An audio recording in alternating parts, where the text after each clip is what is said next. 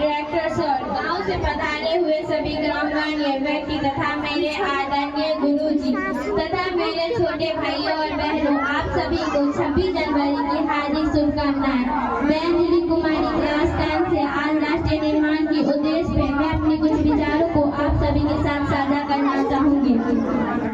आजादी का मतलब वही समझ सकता है जिसने कभी गुलामी की हो। हम सौभाग्यशाली हैं कि हम स्वतंत्र भारत में जन्म लिए। यूं तो आजादी की लौ 1857 में ही चल चुकी थी, जो 1947 में हमारी देश की आजादी कराई। प्राचीन काल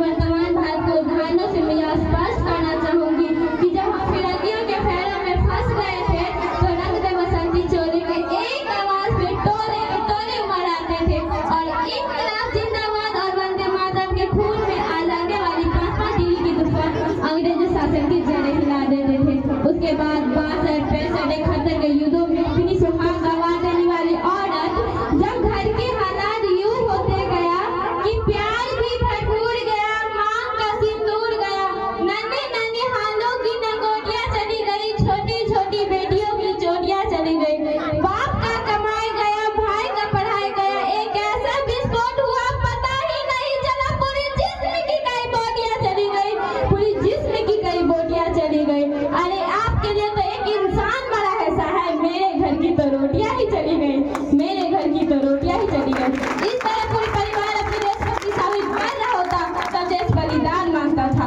तब देश लड़ जाने को कहता था, तब देश मर जाने को कहता था। किंतु देश आज लड़ जाने को, मिट जाने को, फांसी पर चढ़ जाने को नहीं कहता, बल्कि कोई व्यक्ति अपनी काम पूरी मेहनत, पूरी लगन, पूरी ईमानदारी से करता है तो वही सबसे